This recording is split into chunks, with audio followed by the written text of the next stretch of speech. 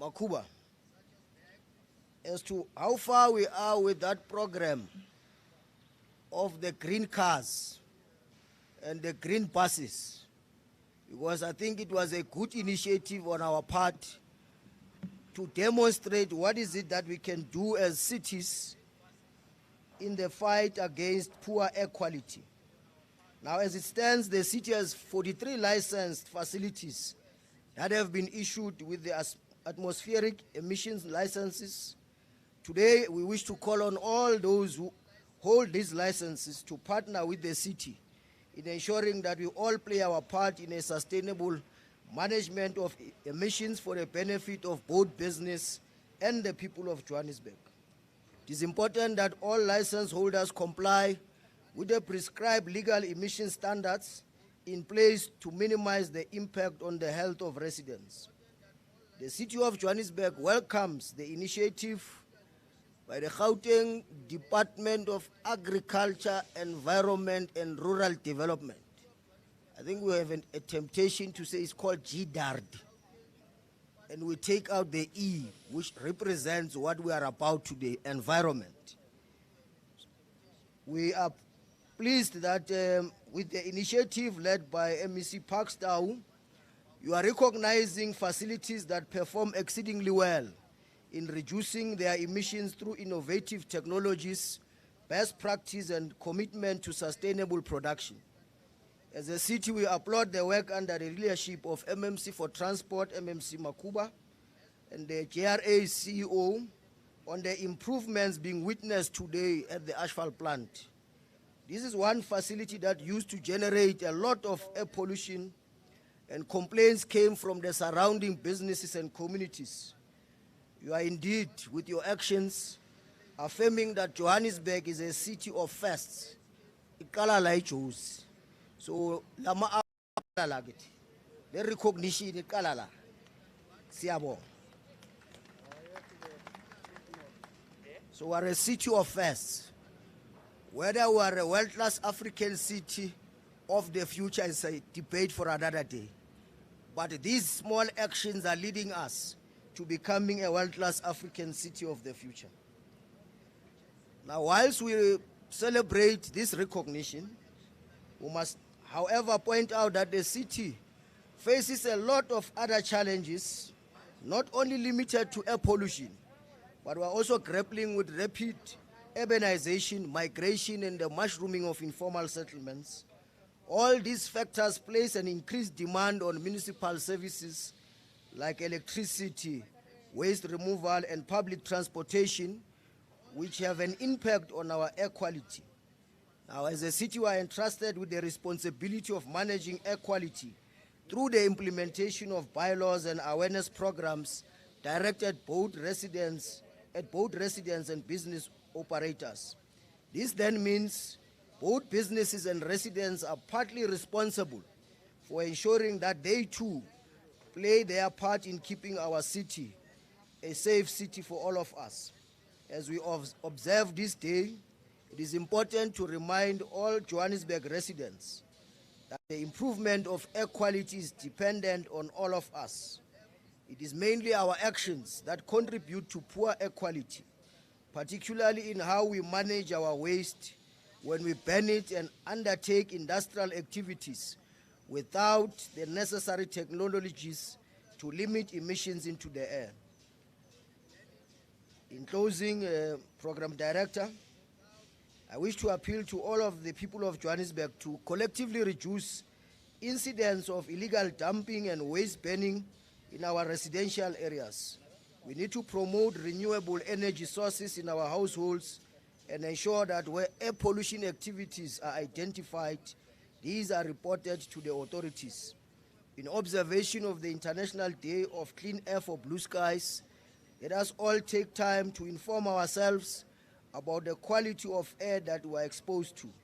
The city has 8 air quality monitoring stations that record and report the state of air quality in our municipal area. This data is available for public consumption on the South African Air Quality Information Systems website and their app. You all need to be well informed about the state of the environment we live in and ensure that the good health of our city is sustained.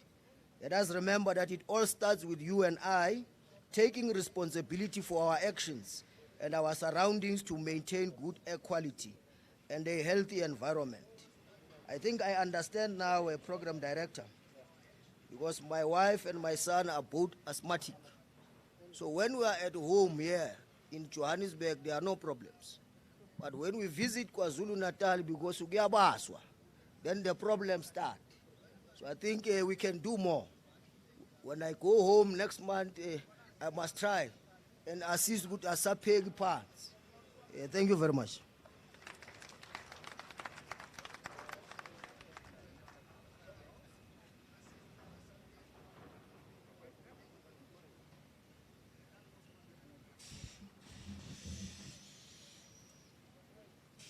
Another round of applause for our executive mayor, even louder. Thank you very much. And executive mayor, you really live the old adage that says charity begins at home.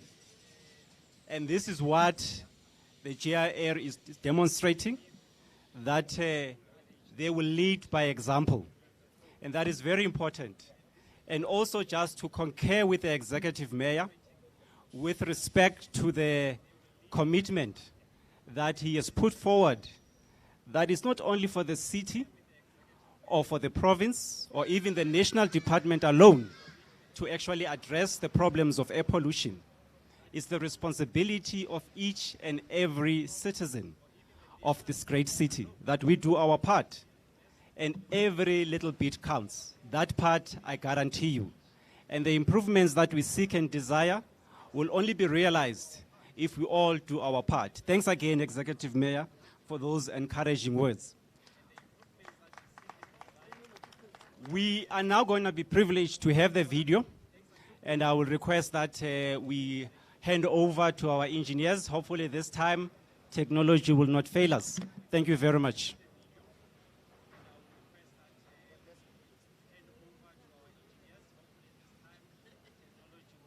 Today we are going to take you through the journey from where we started up until to where we are now. So this is our plant, JRA SO plant.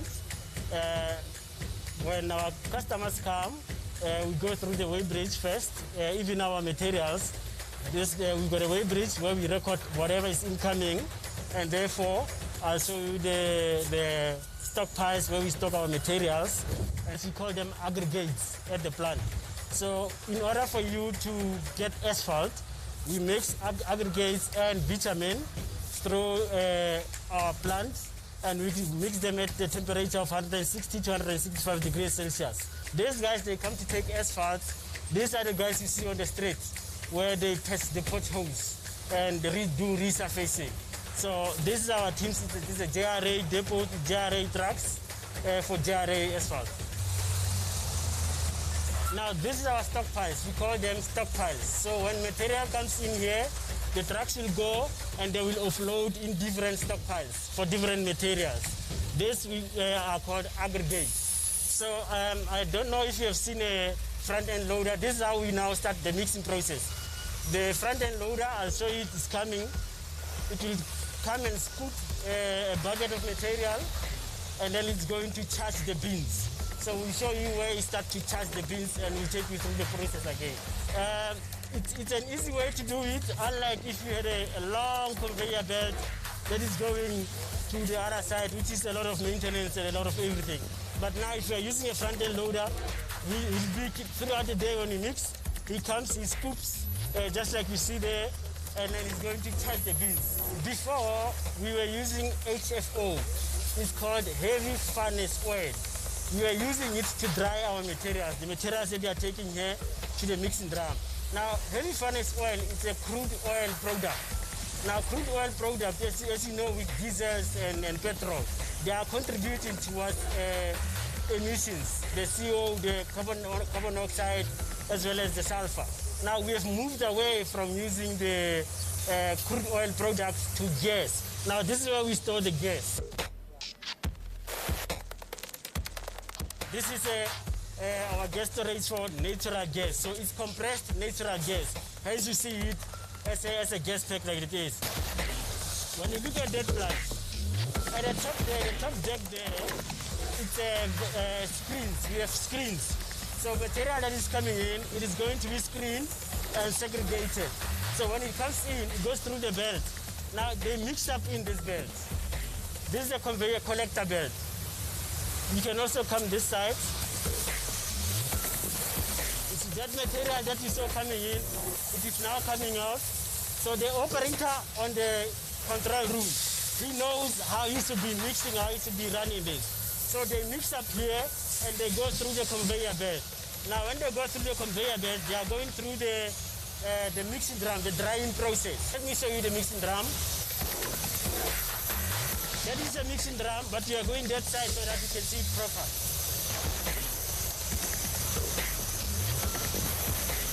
This is a mixing drum. It's a drying drum.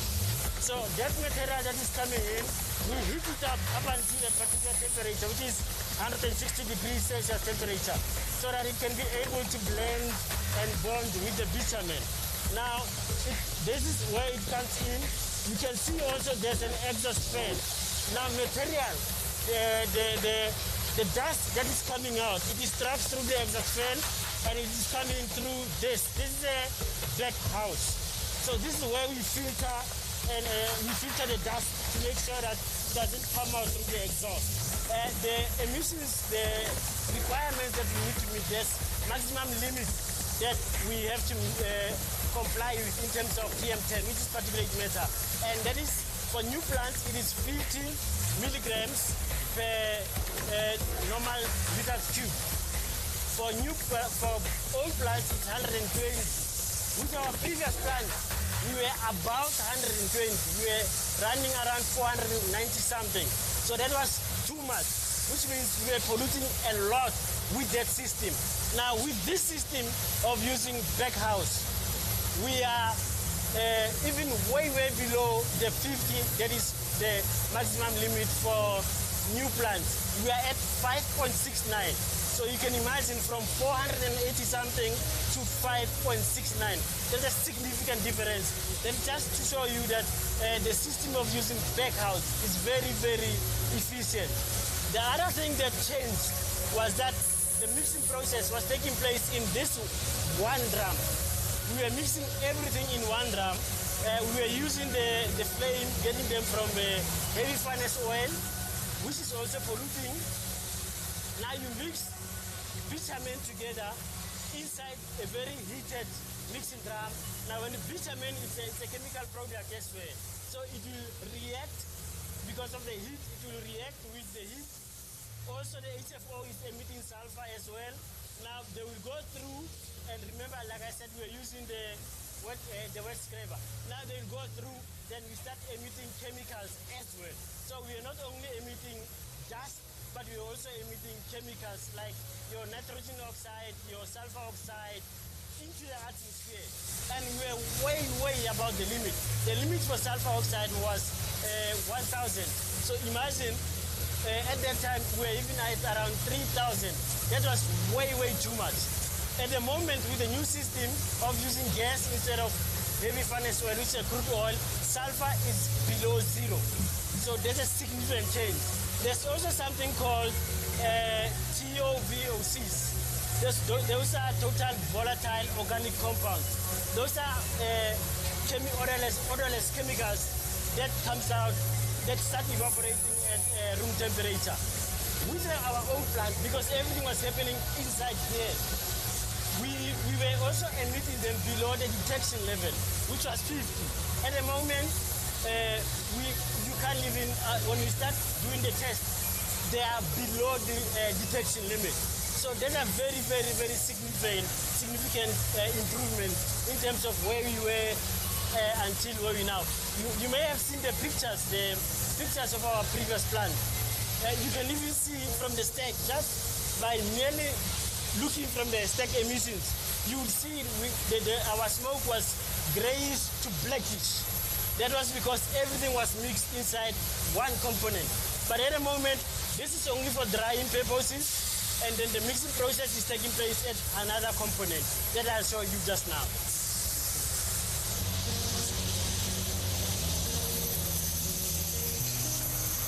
Whatever is left, it will settle underneath the back house. So instead of being emitted through air, we are able to now take it and then we can put it, we suck it out and then we put it here, so where we can be able to control it and to take it to the dumping side, other than it being, the dust being emitted through the air.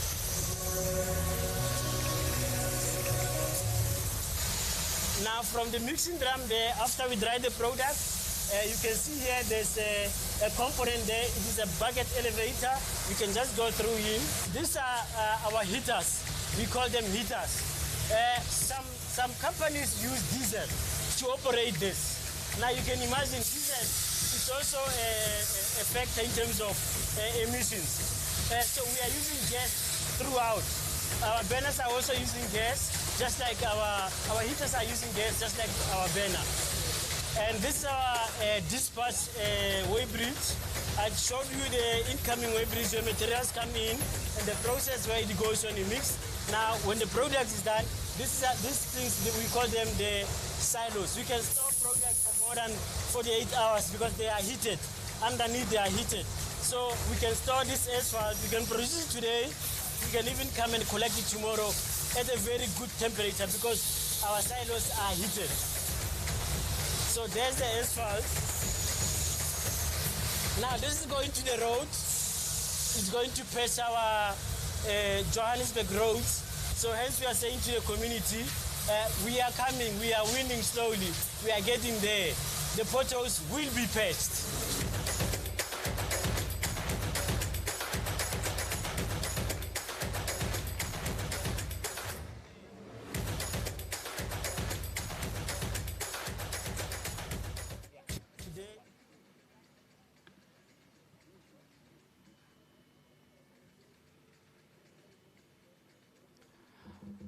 All I can say is wow. I think the JRA deserves another round of applause. Very, very loud. Thank you very much. Now, I have indicated at the beginning of the program that I once worked for the city. And one of the exercises I did was actually, before all of these beautiful improvements, was to go and do a testing at the top of the stack there to see what was happening at the time. And I must tell you, if the conditions were the same back then, we would not be here today. We wouldn't be standing in this particular plant because by now, all of us will be full of dust. So this is a magnificent improvement, what the GRA has done and has been able to achieve. And I think that talks to the commitment that the city has, because it is the city executive that has committed that air quality matters in as much as producing alphas is actually important. So thanks again for this wonderful work that the city has done and the GRA specifically. We are proceeding now with our program.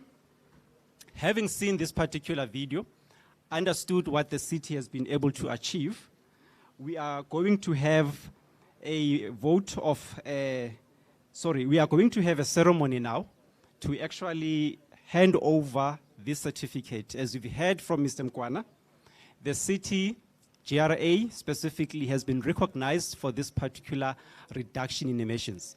I still have to do my calculations, but to move from 400 to round about 5, wow, that is almost 100%. Hey, that is an achievement. Absolutely, absolutely. So I will then hand over to Mr. Mkwana, who will then facilitate the handover of the certificate of recognition to the executive mayor, after which the executive mayor then will hand over to the MMC for transport. Over to you, Mr. Mkwana.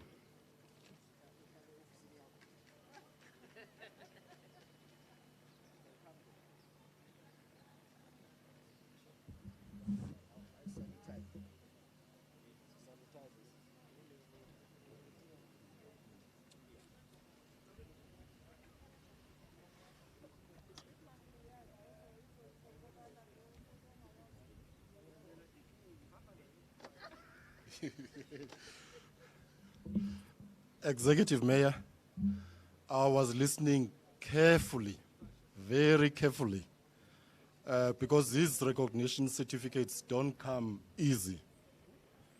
You can't buy it. So I had to listen very, very carefully and see if we still continue with the recognition. So I was listening to the ops manager. He mentioned so many pollutants. He says they've reduced the volatile organic compounds. They have significantly reduced SO2 to beyond a recognizable level. He spoke about NOxes, and he spoke about the suit, you know, which is a combination of your PM10 and black ash or black coal. To undertake such engineering and operation improvement process requires leadership commitment. So we really do want to recognize this. It's not a party group in the sense that it's friends deciding to recognize each other. It's a legal, it's a legal requirement in terms of 31 of the act that the MMC for Transport was referring to, the NEMACA, National Environmental Management Equality Act, that provides for a mechanism by the licensing authority to recognize improvement, significant improvement. Executive Mayor, there's about 425 industries that have got AELs in Gauteng. Only about 17 will get this recognition. And you said you're the city of first. So you can come to the fore to get the first recognition.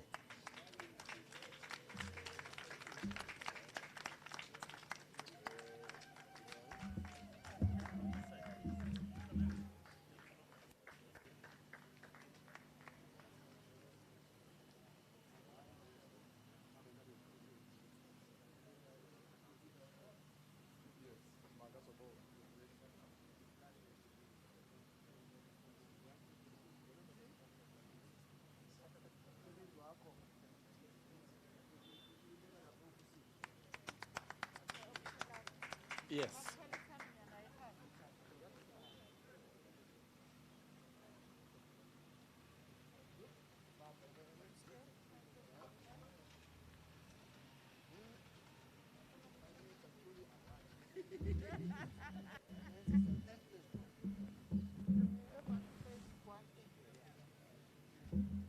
Thank you very much for this certificate of recognition awarded to the Johannesburg Roads Agency. I want to thank, Babloisa, I want to thank the leadership of the JRA that is here. I want to thank the leadership of the city.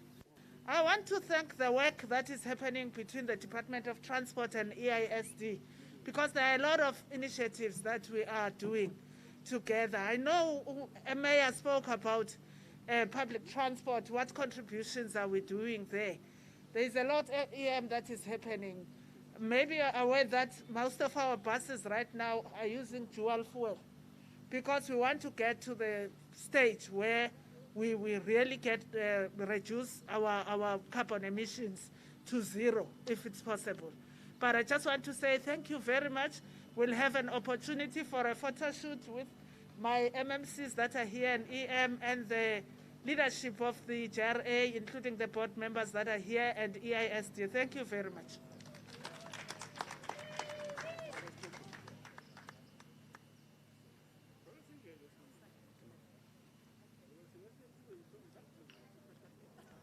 I believe that that certificate will be displayed with pride by the GRA.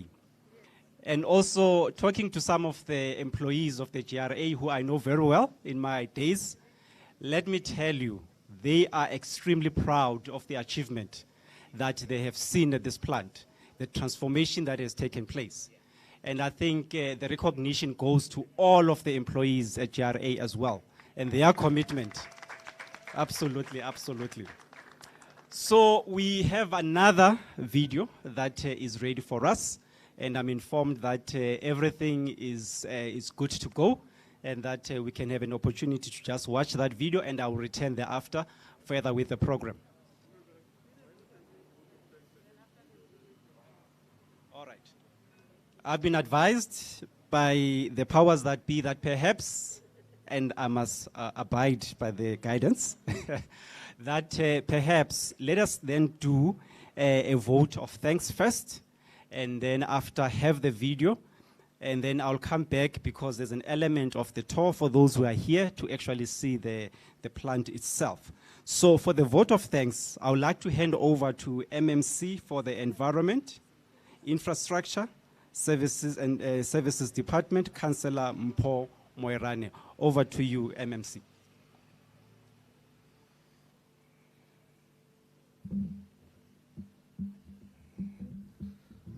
I am a bit taller than the executive mayor, so I have to adjust the mic.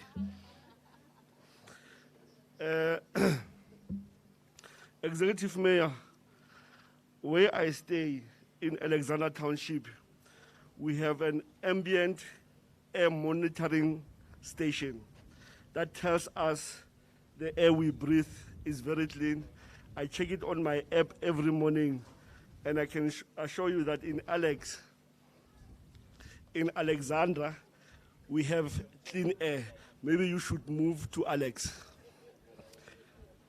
Program Director, this event couldn't have progressed so well if it was not for your skillful guidance and eloquence. You have ensured that this celebration of International Day of Clean Air for Blue Skies meets and exceeds our expectations. We have made this difficult task very easy, and I thank you. I would like to take this opportunity to thank all speakers who spoke today, from the Executive Mayor Matongo, Mayor of City of Johannesburg, and our host today, MMC Makuba, MMC Makubo, MMC for Transport and responsible for this facility and the Johannesburg Road Agency. Thank MMC Mfikwe, MMC for Finance. I think MMC, they called you here because of they want money so that you can see. Let me also thank Mr. Nkwana, the Chief Director for Sustainable Use of Environment at GDAT, who is standing in for MEC Pakstow. I also want to thank Mr. Munakedi, the CEO of Johannesburg Road Agency. At the briefing session, I said to him, you know, Mr. Munakedi, we need to praise you usenzan ophela. Not kofinrale nyaga gore ntatole la di kwala di pothole. I must say that your team, you are doing a very good job. Where I drive, I see all potholes that they have been patched. And thank you for that. And thank you, MMC Makuba. I'll also want to thank members of the JRA board, led by the chairperson. Thank our acting EISD executive director, Ms. Sirobatsi, with Lebu. Thank the Joburg Theatre performing artists. Thank the media that is here present, all other local and global participants that has joined us virtually. Your participation and messages of support are highly appreciated. Air pollution and poor air quality is still a very serious challenge for the city of Johannesburg. Our city skyline is not always blue, especially in winter, wherein our residents complain about poor air quality. The recently approved Air Quality Management Plan has a vision that seeks to achieve acceptable air quality in the city. Acceptable air quality in this case is air that which complies with the ambient air quality standards, that is clear and does not have odor. As Mayor Matongo said in his speech, all of us need to acknowledge that we are responsible or contributing to poor air quality. This therefore requires that all our actions aim to improve air quality in the city. As such, as we congratulate the JRA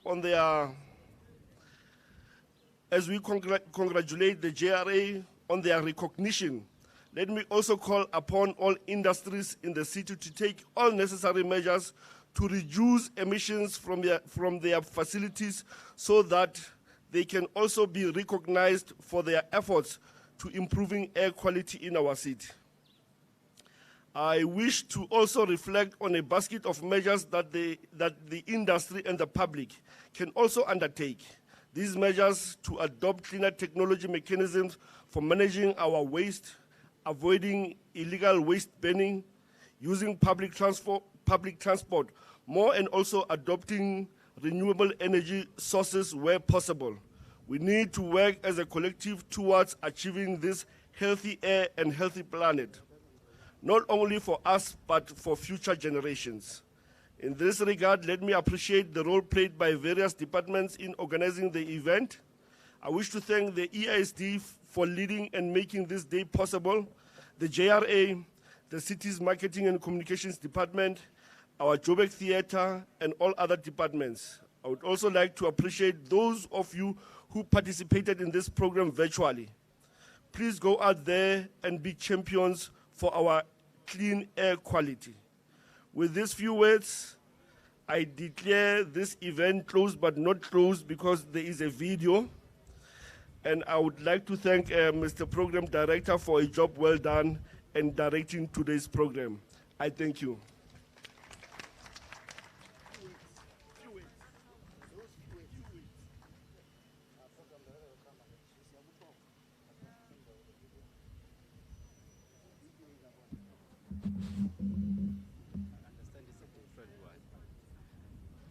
I believe that the Honorable Councillor Mpomorane has brought this particular event to a close.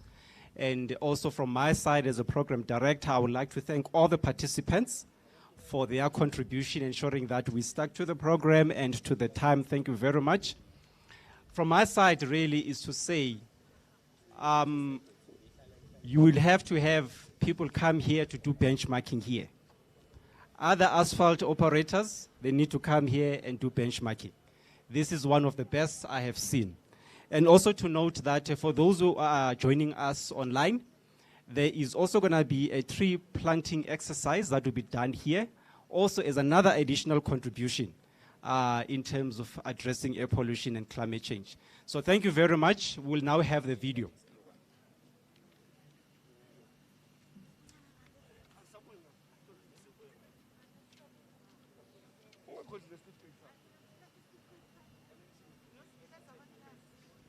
Of Johannesburg.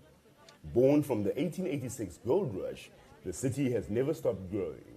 It is home to industries, township, suburbs, informal settlements, mines, business centers, and many other facilities. The number of residents and visitors coming into the city has never stopped growing. They come in cars, buses, planes, and trains. The city has a population of over 5.7 million people and 1.6 million registered vehicles. The city generates 17% of the country's gross domestic product through manufacturing, retail, and service industries. The city of Joburg is indeed the engine of South Africa's economy. Welcome to the city that never sleeps, the city of Johannesburg, the city of gold. But all that glitters is not gold. The World Health Organization estimates that about 20,000 South Africans die each year because of air pollution. But what is air pollution? And what makes it a killer? Air pollution is any physical, biological, or chemical change to air in the atmosphere. But this change could be caused by smoke, soot, dust, ash dust, solid particles of any kind, gases, fumes, aerosols, and any odorous substances. It also refers to the release of the air that is detrimental to our health and every other species in our city.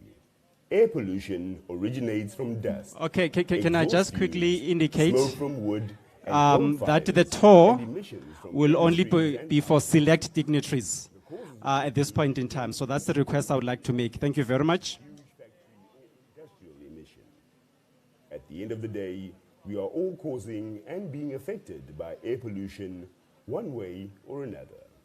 What do you think causes air pollution in the city of Johannesburg? Zizinto ezikhoyo ezidevelopwe by engineers such as izinto ezinjengemoto. Human beings. Air pollution is caused by a variety of aspects, such as smoking cigarettes in the street, vendors that cook in the streets, the car exhaust, burning of fossil fuels. A lot of aspects actually cause air pollution. Come, let's cast our eyes across the city of Johannesburg and see what's causing air pollution.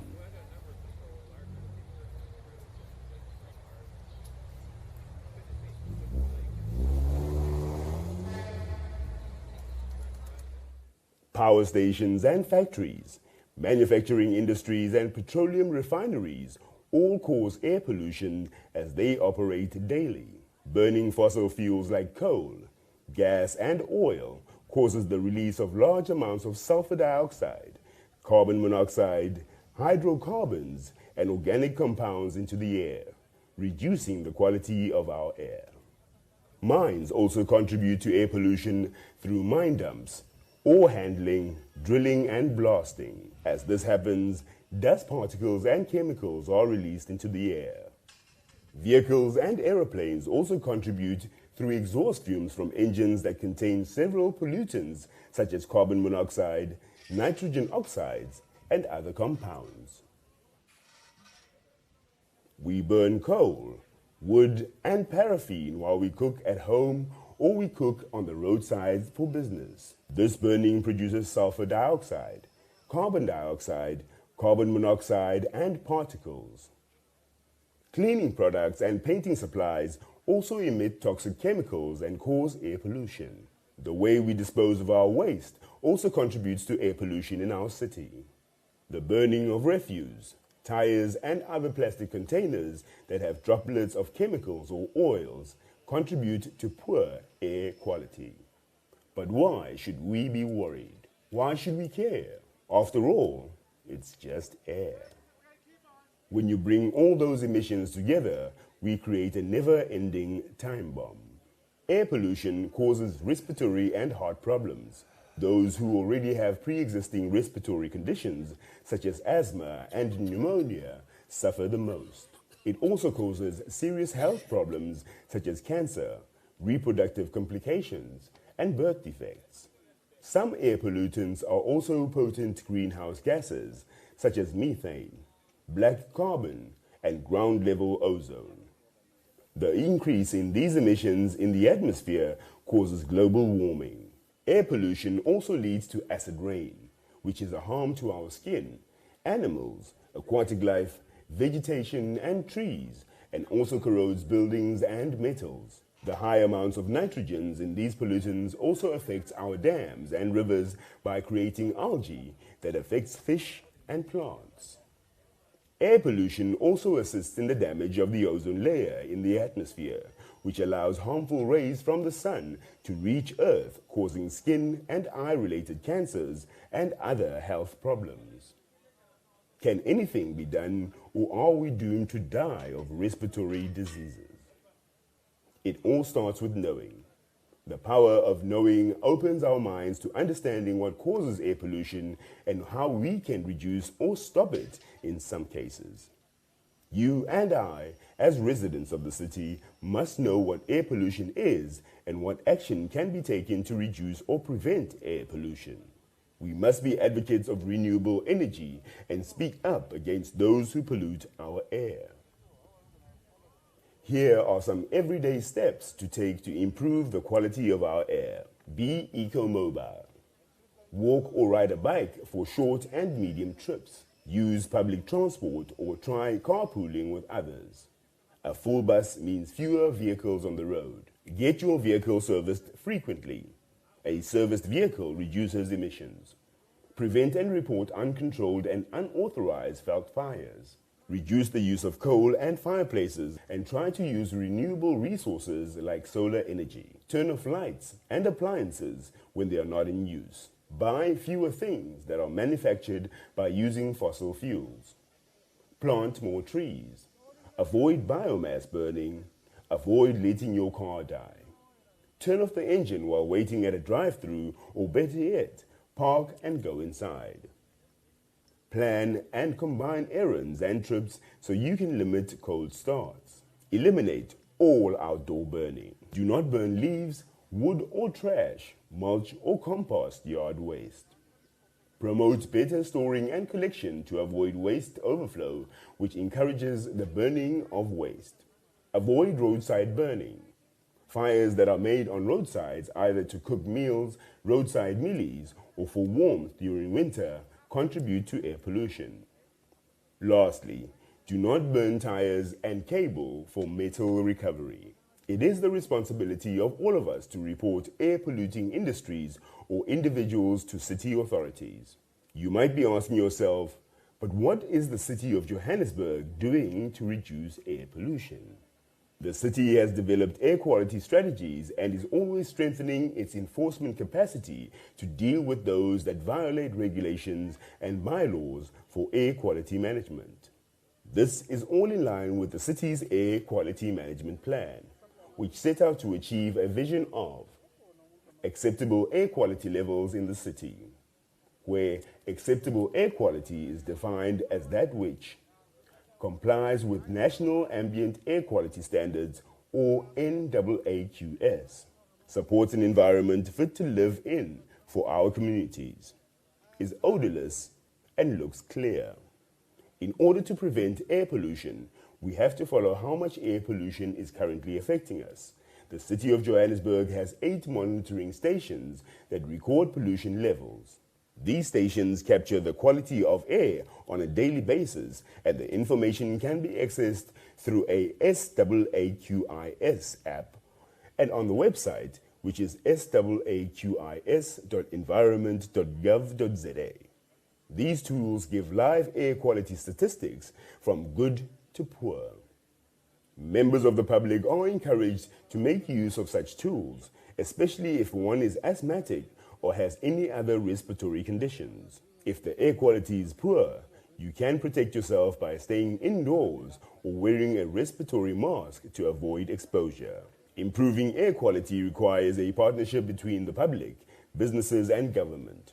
The power to change the quality of the air we breathe is in our hands. When we work together, we can breathe easily tomorrow and in the future. Together, we can keep our air clean and our skies blue.